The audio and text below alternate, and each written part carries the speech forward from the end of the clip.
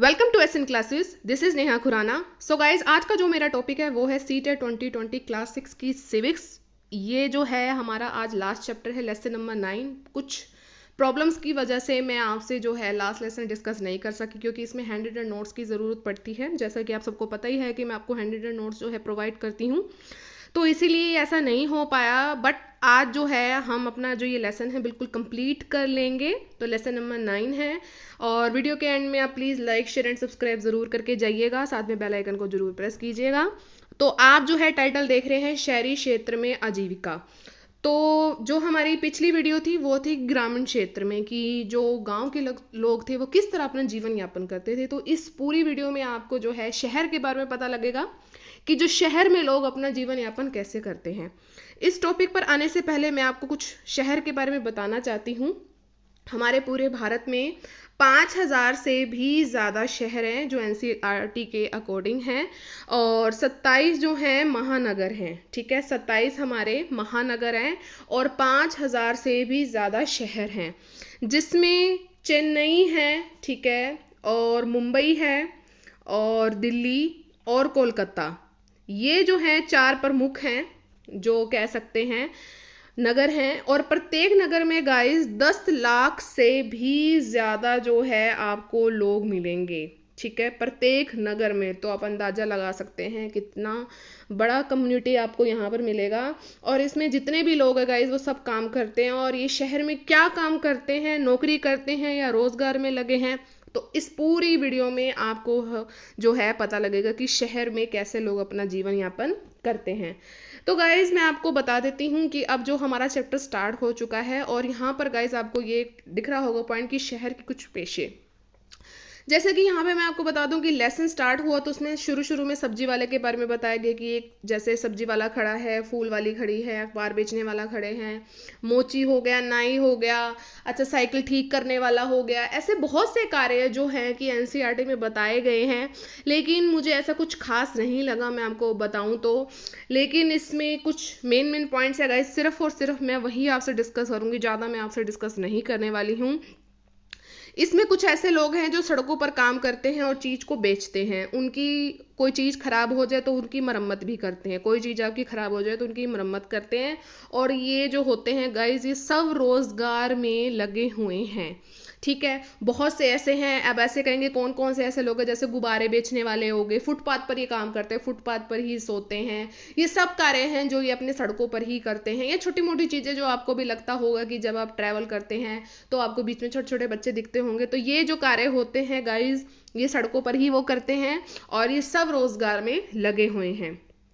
कई ऐसी जगह है जहां उन्हें किसी भी प्रकार की गाइस कोई भी सुरक्षा नहीं दी जाती है। बिल्कुल, ये जो लोग होते हैं गाइस सड़कों के पास जो होते हैं, फुटपाथ, वहां पर रहते हैं। लेकिन अब सरकार ने इस पे थोड़ा सा कह सकते हैं कार्रवाई करनी शुरू कर दी है। तो पहले लोग क्या करते थे कि सड़कों के पास ही ये क्या करते थे, अपने जो है फुटपाथ पे सो लेते थे, वहीं पर उठकर अपना काम भी शुरू कर देते थे।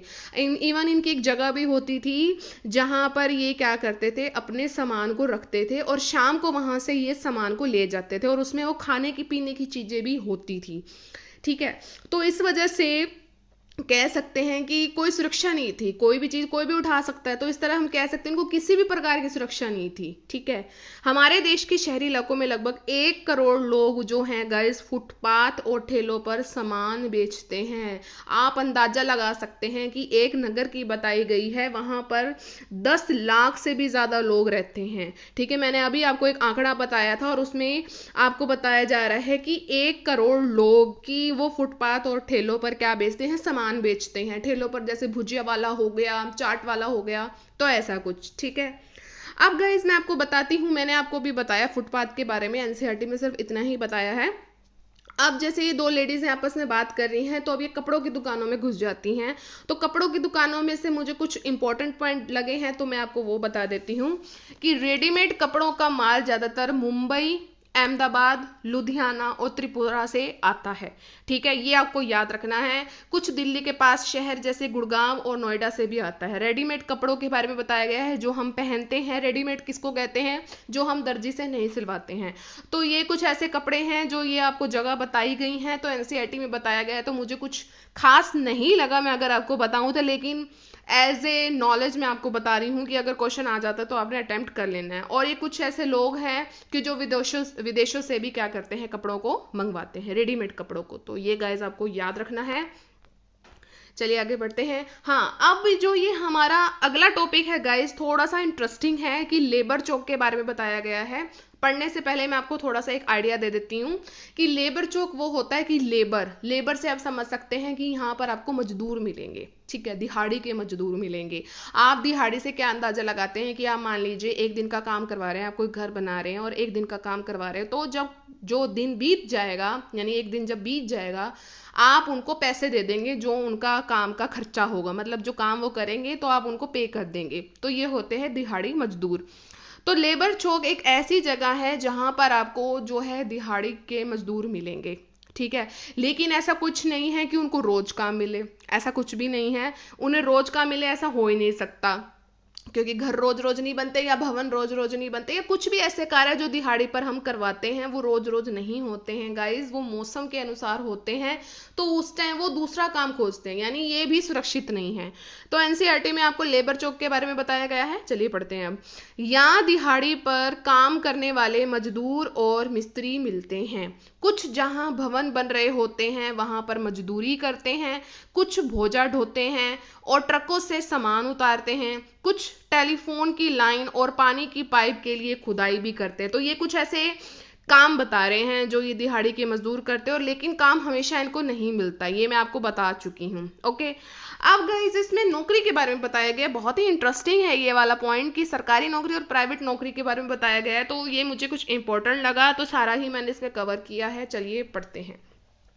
शहर में कुछ लोग सरकारी नौकरी करते हैं, इनमें से कुछ केंद्र सरकार के लिए तो कुछ राज्य सरकार के लिए काम करते हैं। सबसे शिखर पर अधिकारी होते हैं, फिर क्लर्क होता है, चपड़ासी, ड्राइवर, रसोईया, माली, ये सब होते हैं। सबसे ऊपर क्या होता है, अधिकारी होता है। जो गाइस सरकारी नौकरी होती है ये स्थायी होती है, इसमें कर्मचारी निश्चित रहता है कि रिटायरमेंट होने तक नौकरी करता रहेगा और वेतन भी उसको नियमित रूप से मिलता रहेगा। वेतन के अलावा इसको और सुविधाएं भी मिलती हैं, छुट्टियां, त्योहारों पर राष्ट्रीय छुट्टियां भी मिलती हैं। कुछ दफ्तरों में शनिवार की छुट्टी भी मिलती है, और इस छुट्टी के अलावा कर्मचारी व्यक्तिगत जरूरत के लिए छुट्टी भी ले सकता है, जैसे बीमार होने पर। ऐसी छुट्टी लेने पर जो उनका वेतन है वो भी नहीं कटता। लेकिन ऐसी छुट्टी के लिए एक साल में दिनों की भी संख्या निर्धारित होती है। तो मैं गवर्नमेंट टीचर की बात बताना चाहूंगी कि 20 डेज जो होते हैं उनको मिलते हैं साल के 20 डेज, तो ये याद रखना है आपको।